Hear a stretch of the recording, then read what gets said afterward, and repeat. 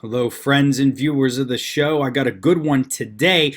An article out of the South Florida Sun Sentinel entitled, Dad and His Daughter Got Millions from IRS After Claiming to Win Lottery, Authorities Say. But it's going to get better than that because, as you know, some of our sovereign citizen, Moorish citizen loving individuals are involved in this particular scheme. Thank you for joining today. This is the Common Sense Academy with Joe Pometto. If you like the show, please subscribe, like, comment, and share. It's a free way to support this show, incentivizes me to make more videos, gets YouTube to pump up my ranking. I also have a Patreon below and an email list. Sign up, donate. It gives me more time to make more videos if I can make a little bit of money off this. But now, let's get back to the content. You can see here I got this article. Dad and his daughter got millions from IRS after claiming to win lottery, authorities say. Here's a fancy little tax return. Let's dig in. A Broward County father and daughter claimed the government owed them $175 million in tax refunds on their lottery winnings. The IRS paid them $3.4 million before the agency realized the pair had never purchased a winning ticket, prosecutors say. All right, let's just stop right there. The IRS paid them $3.4 million before the agency realized that pair had never purchased a winning ticket. I mean, you have to be kidding me. I mean, how about require people to send a text message with an image of the freaking ticket? The IRS paid them $3.4 million. I'm just blown away right there. Okay, the incompetence of the IRS and the government. Now the pair, who say they are Aboriginal, Indigenous, Moorish Americans immune to government authority, are on trial in a Palm Beach federal courtroom accused of tax fraud.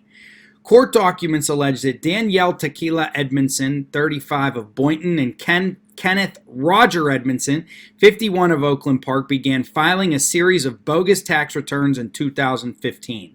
That year, prosecutors alleged Danielle Edmondson claimed an unspecified amount of lottery winnings, managed to get the IRS to pay her $239,700.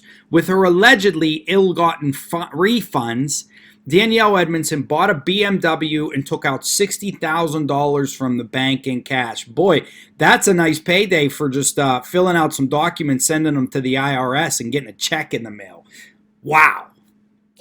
Oh, I forgot, everybody, the same time sip I got here today. McCafe special. I don't always eat McDonald's, but when I do, it's their breakfast, which I enjoy very much, and I also like their coffee. Cheers. Okay, the following year, the woman, who court filings describe as a master's in business graduate, taught her how to scheme apparently, decided to ask the IRS to pay her over $80 million in returns on over $140 million of supposed income. Your demand has no legal validity and is not payable through any federal agency, the IRS replied in a letter quoted in court documents. Your scheme appears to be akin to fraud. But the Revenue Service's remonstrance didn't slow Danielle Edmondson, nor did it stop their stupidity. The following year, and I mean the IRS, 2016, she got almost $2.5 million out of the agency in what prosecutors allege are fraudulent filings. And the following year, 2017, she asked for $9 million. Court documents explain the IRS paid her father $750,000 in 2018 in what prosecutors allege was a similar scheme. Agents for the IRS raided Kenneth Edmondson's home in March 2018, but the raid did not apparently keep him from filing a second fraudulent amended return soon after, according to allegations in court documents. Court filings made by Danielle Edmondson after her March 2019 arrest give a hint as to the duo's possible motivations. This is where it gets good, friends. I am an Aboriginal, Indigenous, Moorish American national, she wrote in a handwritten motion from jail demanding hundreds of millions of dollars from the government as restitution for her allegedly unjust imprisonment. Why don't they send her that check? They already sent her $4 million. Identifying herself as a Moorish sovereign citizen in the filings, Danielle Edmondson demanded her immediate release and claimed, "Nothing stands between myself and the Creator." The Southern Poverty Law Center, a nonprofit that tracks American extremist groups, describes Moorish sovereign citizens as a small sect that believes African Americans constitute an elite class within American society with special rights and privileges that convey on them a sovereign immunity, placing them beyond federal and state authority. A website for a New York group apparently affiliated with the movement lays out the group's beliefs. Governments are corporations, companies that have no authority over natural flesh and blood beings, the website claims. Federal courts have repeatedly rejected claims of immunity made by sovereign citizens. Kenneth Edmondson's belief in his own sovereign immunity has already brought him into conflict with U.S. District Judge Robin Rosenberg. The fez-wearing man was held in contempt of court on Monday morning, and he and his daughter listened into jury selection by video conference after being removed from the courtroom by U.S. Marshals. So, like all sovereign citizens, they just ignore the judges. In honor of the fez, I got my little newsy cap here, which I wear sometimes because I'm bald and it gets cold out, and this doesn't look terrible in a suit like most of my Pittsburgh Pirates baseball caps would. I need a hat to wear in a suit, friends. I mean, nobody wears top hats anymore. Should I bring the top hat back? If convicted, the father-daughter pair face a maximum of 20 years in prison each for mail fraud and 5 years in prison for lying on government filings. Opening arguments in the jury trial are scheduled for Tuesday afternoon, and the trial is expected to last 3 days. So, the number, I'm more outraged at the IRS than I am at these people, because I can't believe that the IRS could let this happen. I could see once, but twice, but 3 times. I mean, we're talking almost $4 million these two schemed the government out of. It's unbelievable.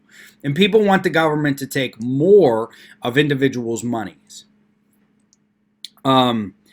I mean, how did they not catch them the first time? How many people are getting away with this is what I want to know. And look, these two, God bless them, they should have taken that first return and called it quits. Like most criminals, they go back for more. They get addicted, like a drug dealer. I mean, make some money and then quit. Oh, my Lord. All right. I imagine these two are going to get slammed, because that's one thing about the IRS and the federal courts. Once they do get a hold of someone, they're probably going to take you apart. I imagine these two are going to get launched. I mean, they're going to do some time. And I'm not saying they're going to do, I can't remember what they said the max was, 20 or 30 years. But I imagine they're both going to do 5 to 10, or at least the female will. I could see 5 to 10 for sure. I mean, they put, if any of you remember back in the 90s, or I think it was in the 2000s, they put Wesley Snipes in jail. I mean, the IRS puts tax people who mess with tax. They put people with tax fraud in jail, man. They don't mess around. These two aren't gonna get any probation. They should have just taken the money and run. It's a shame. But if you need more evidence that the IRS is a bit of a joke, this is pretty much as far as you need to go. I mean, come on, please. How can a fake lottery winnings? It's hilarious.